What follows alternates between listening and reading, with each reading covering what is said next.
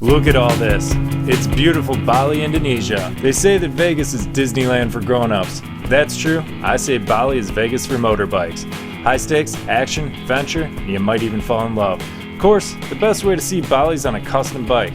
In Canggu alone, you've got great custom shops like Deus and MalaMadre within steps of each other. However, if you're here on a budget, you might just find yourself on a badass Honda Vario.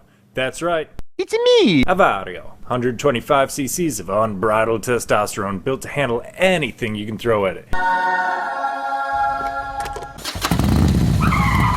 Cool's the name of the game here. Get a surfboard for your surfboard rack. Even if you don't surf. Especially if you don't surf. So bam, just like that, you got street cred because you got a surfboard. Strapping a surfboard in next to you is going to take your Vario and turn it into something that could literally go on a surfing safari, like Beach Boys style. Look at these beautifully paved roads, twists and turns just to keep it fun the entire time. And you're not even going anyplace bad, you're heading towards the beach. Of course, somehow Starbucks has even made it out here already. So maybe just as famous as the Balinese surf, it's Balinese traffic. Places like Kuta are gridlocked. It's not much better the further north you get. So if you don't like the traffic, you can always use the Vietnam trick and just use the sidewalks as you see fit. So in a way you could say, roads, where we're going, we don't need roads.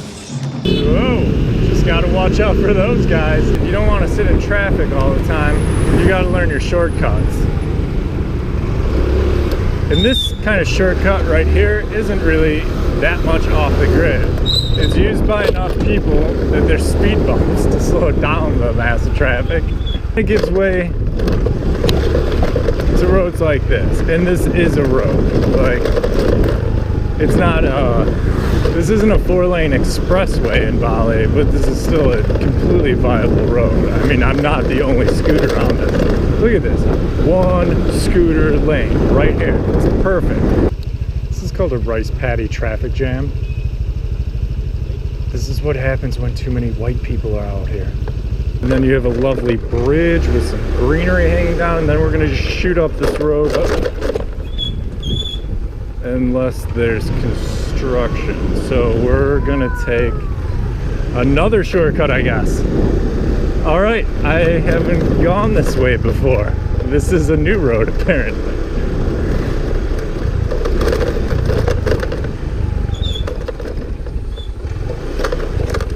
Also quite a scenic trail. You have some friends in here.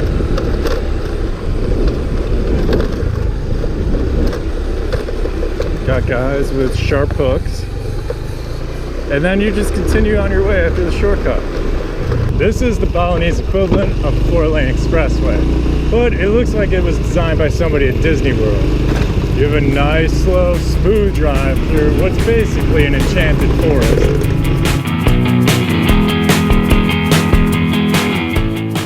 That puts you out on top of this. Look at this road.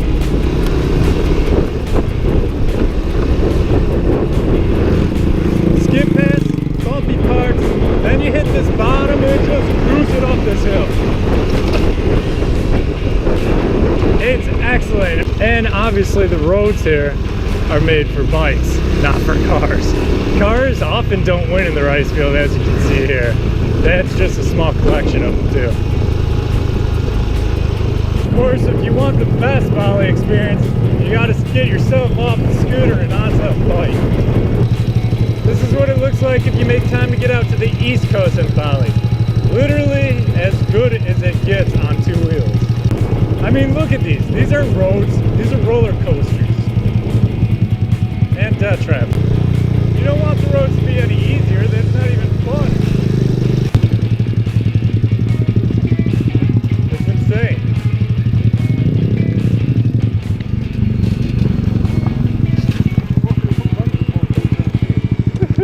Who's gonna sell me a beer out here? That's the question.